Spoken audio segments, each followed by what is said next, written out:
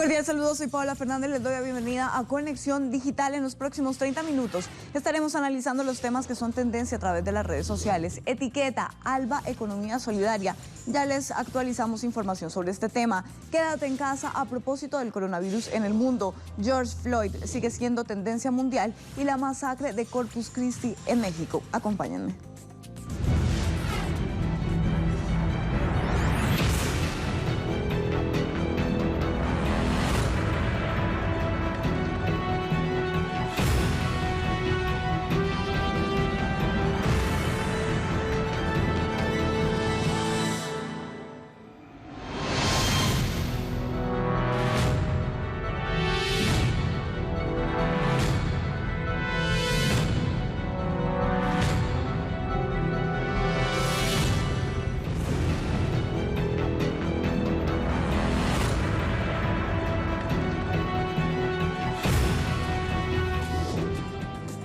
Este miércoles, la Alianza Bolivariana para los Pueblos de Nuestra América, Tratado de Comercio de los Pueblos, realizará una conferencia virtual de alto nivel llamada Economía Postpandemia en el ALBA TCP.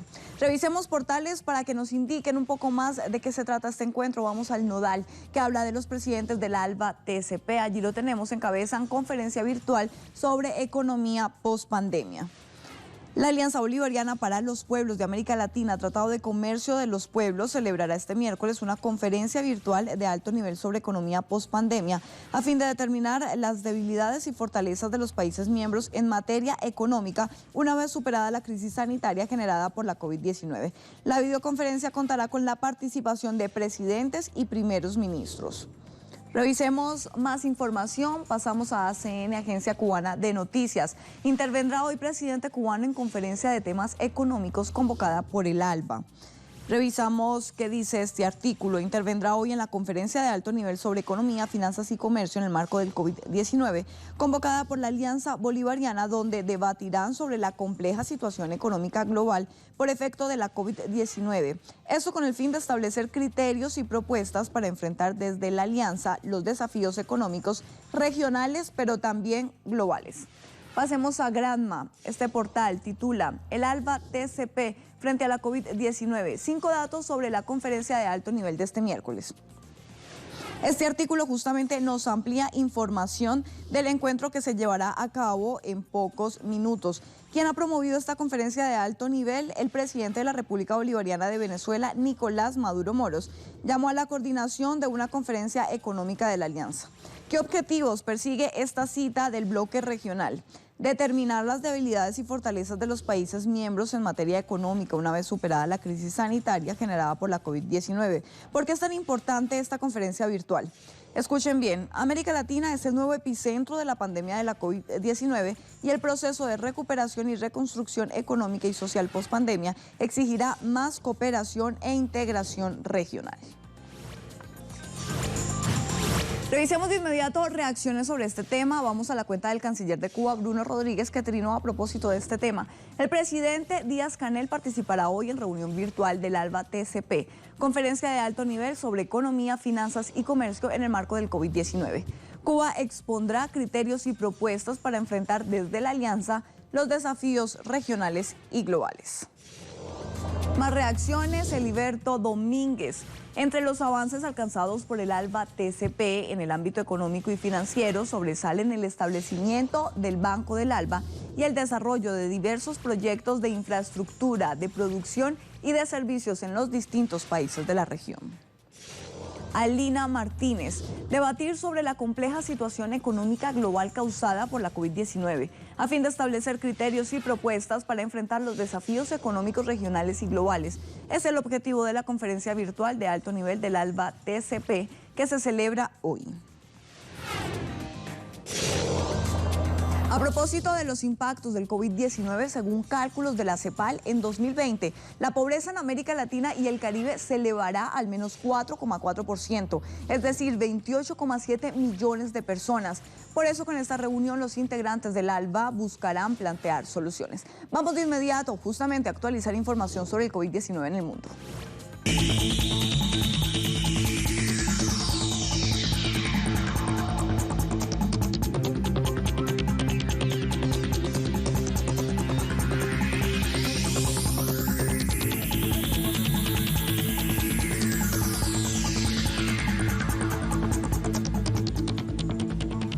En medio de la crisis causada por la pandemia del coronavirus en Latinoamérica, han incrementado el número de casos por la COVID-19. Revisemos cifras actualizadas a propósito del COVID-19. El número de contagiados hasta el momento, 7.372.753. Personas recuperadas, 3.637.945. Y fallecidos hasta el momento, 414.935. Vamos al portal de la casa. Telesur nos tiene noticias de Brasil, donde se rebasa el número de fallecidos, 38.000 fallecidos por el coronavirus. Brasil superó nuevamente la barrera de los 1.000 muertos en las últimas 24 horas al registrar 1.272 nuevos decesos por coronavirus, elevando el total de fallecidos a 38.406. De acuerdo al último reporte del Ministerio de Salud del país suramericano, registra un total de 739.503 contagios desde el inicio de la pandemia. Por eso, el presidente Jair Bolsonaro ha sido fuertemente cuestionado. Revisemos más portales. El portal Sputnik nos dice, el 95% de los casos de COVID-19 en Paraguay son leves. El 95% de los pacientes contagiados con COVID-19 en Paraguay no necesitan internación debido a que son casos leves, dijo la Sociedad de Neumología. El presidente justamente de esta sociedad explicó que son varios los factores que inciden en que el paciente presente un cuadro más severo del virus, como enfermedades de base, problemas cardíacos, avanzada edad o tabaquismo. Luego de revisar portales, vamos a las cuentas de nuestros corresponsales. André Vieira nos tiene también actualización desde Brasil. Flexibilización, Río de Janeiro tiene 7.000 muertos, 85% de las camas de UCI ocupadas. La universidad, esta es la Universidad Federal de Río de Janeiro, recomienda el bloqueo total. El alcalde y el gobernador implementan las etapas de flexibilización. São Paulo y Río de Janeiro son los dos estados más afectados por la COVID-19 aquí en Brasil. Según la Secretaría del Estado de Salud de Río de Janeiro, hasta el día de ayer fueron registrados casi 7.000 muertos y cerca de 73.000 casos confirmados aquí en Río de Janeiro. Actualmente, según la alcaldía de Río, 85% de las camas hospitalarias de la terapia intensiva de los hospitales públicos están ocupadas aquí en Río de Janeiro, un escenario que según la universidad ya se justificaría para un lockdown, para un cierre total de Río de Janeiro, pero no es lo que está realizando la alcaldía y la gobernación de Río de Janeiro, que ya determinaron las medidas de flexibilización. En las calles se percibe un aumento en la circulación de las personas aquí en esta ciudad, y también llama la atención la situación que se encuentra en las favelas de Río de Janeiro en este momento. Según datos del portal Voz das Comunidades, hasta el día de ayer fueron registrados 1.700 casos en las favelas y 379 muertes, 379 muertes registradas en las favelas de Río de Janeiro hasta el día de ayer, recordando que la capacidad de test es muy reducida aquí en Río de Janeiro, así como también en gran parte del país. De Brasil pasamos a México y revisamos la cuenta de Eduardo Martínez, que nos actualiza desde este país. La crisis económica provocada por el coronavirus ya tocó fondo, asegura el presidente de México, López Obrador, quien recordó que en abril se perdieron 550.000 empleos y adelantó que para el mes de mayo la cifra no supera los 350.000. Pasamos a China. Actualización sobre pandemia de COVID-19. Hoy se reportaron 3 casos importados. Se detectaron 5 nuevos pacientes asintomáticos. No se registraron nuevas muertes. China se mantiene con algo más de 84.000 contagios y 4.645 fallecidos. Iramsi Peraza. Luego de ver información sobre el coronavirus, vamos en directo con nuestros corresponsales.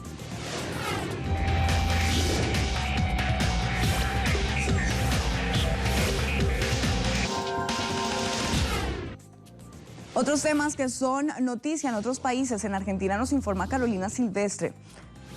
Dice, 10 de junio Argentina ratifica su legítimo e imprescriptible reclamo de soberanía sobre las Islas Malvinas. Escuchemos. El gobierno y el pueblo de la República Argentina conmemoran el 191 aniversario de la creación de la Comandancia Política y Militar de las Islas Malvinas y las adyacentes al Cabo de Hornos por parte del gobierno de la provincia de Buenos Aires. Uno de los actos que se realizaron en el día de hoy para conmemorar el día de la afirmación de los derechos argentinos sobre las Islas Malvinas y el sector antártico se realizó en el Museo Malvinas. De este acto participaron el ministro de Cultura Tristan Bauer, el de Educación Nicolás Trota, el secretario de Malvinas Daniel Filmus y el director del museo Edgardo Esteban. En todas las intervenciones, los funcionarios destacaron la política del nuevo gobierno a fin de recuperar el ejercicio pleno de la soberanía sobre los territorios insulares y espacios marítimos ocupados, respetando por supuesto el modo de vida de sus habitantes y de conformidad con el derecho internacional. Aseguraron que este reclamo constituye el objetivo central y permanente e irrenunciable de todos los argentinos, tal como lo establece la cláusula transitoria primera de nuestra Constitución Nacional. Se espera que en horas de la tarde el presidente argentino Alberto Fernández realice anuncios respecto de este tema. Habrá que esperar a que el primer mandatario brinde estos anuncios para saber de qué se tratan. De Argentina pasamos a Colombia, allí nos actualiza información nuestro corresponsal Hernán Tobar, que nos habla acerca de este plantón. Las víctimas del conflicto en Colombia realizan plantón en la Plaza de Bolívar en Bogotá, Colombia, exigiendo el cumplimiento de la ley de víctimas y restitución de tierras a 9 años de su promulgación. Plantón en este momento en la Plaza de Bolívar de las víctimas del conflicto armado, exigiendo reparación integral, verdad, justicia y no repetición. Hoy, 10 de junio, se promulga un año más de la ley 1448, 9 años de incumplimiento, 9 años de soledad y de abandono que las víctimas han venido reclamando a nivel nacional e internacional.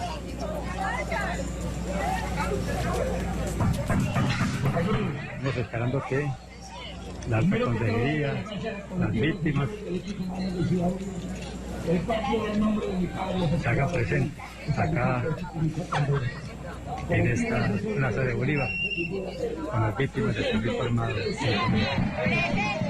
Las víctimas del conflicto en Colombia haciéndole un llamado al gobierno nacional. Vamos a una pausa con un video que muestra cómo en Latinoamérica se han incrementado el número de casos por la COVID-19. Ya regresamos.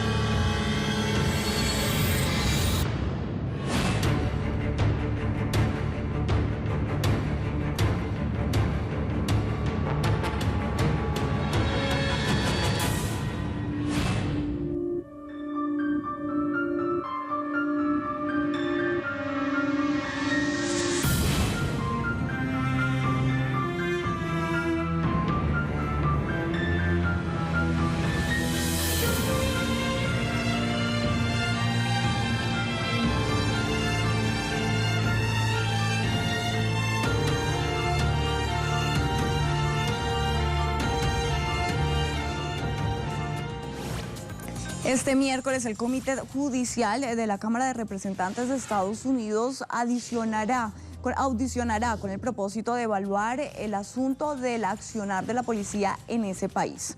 Vamos a revisar noticias, prensa latina. Hermano de George Floyd testifica en comité del Congreso de Estados Unidos. El Comité Judicial de la Cámara de Representantes de Estados Unidos celebrará una audiencia sobre la brutalidad policial en la que testificará el hermano de George Floyd, cuyo asesinato desató una ola nacional de protestas.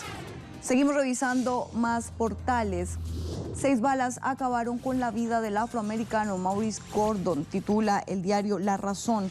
Un agente de policía del estado de Nueva Jersey disparó su arma de fuego 6 veces y mató a un hombre afroamericano desarmado 2 días antes de la muerte de George Floyd a manos de un policía.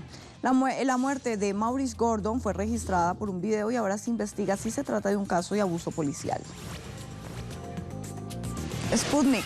Manifestantes derriban una estatua de Colón en la ciudad estadounidense de Richmond. Esto a propósito de toda esta ola de manifestaciones que se vienen presentando. Después de derribar el monumento, los manifestantes lo arrastraron hacia el cercano lago Fontaine. El 4 de junio, el gobernador demócrata de Virginia ordenó retirar la estatua del general Robert Lee, comandante en jefe de la Confederación durante la Guerra Civil de Estados Unidos. Siguen los pronunciamientos y manifestaciones en distintas ciudades. Vamos a la cuenta de nuestra corresponsal en Estados Unidos, Karina Cartagena. Hoy la brutalidad policial es tema de audiencia en Comité Judicial de la Cámara de Representantes de Estados Unidos, como un primer paso para adoptar una legislación en las próximas semanas, con el fin de prevenir el uso excesivo de la fuerza y el perfil racial.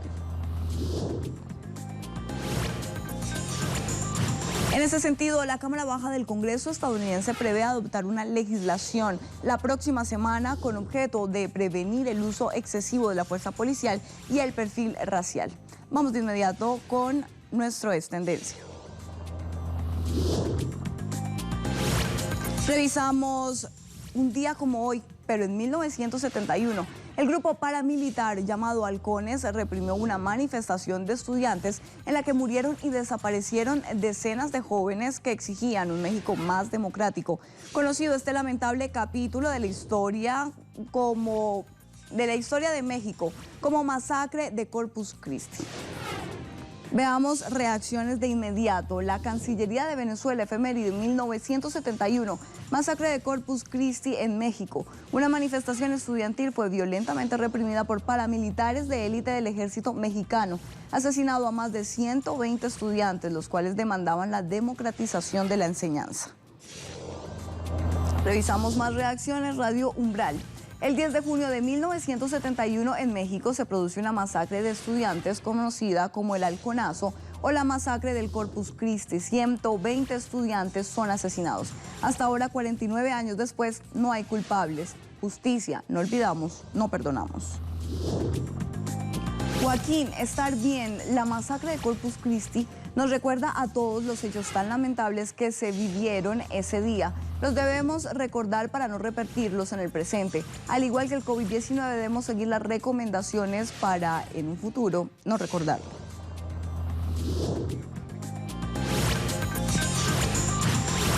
Recordando esta fecha, llegamos al final de Conexión Digital, pero les recordamos que pueden seguir nuestras noticias y nuestra señal en vivo a través de nuestro portal web www.telesurtv.net y también de nuestro canal en YouTube vía streaming las 24 horas continuas. Además, nuestra señal en audio. Aquí les contamos todo. Feliz día. Sigue minuto a minuto nuestra programación, ahora disponible también en audio a través de nuestra página web. Podrás mantenerte al día sobre los acontecimientos y noticias que suceden alrededor del mundo con un enfoque latinoamericano y confiable. Telesur, la señal informativa de América Latina y el Caribe.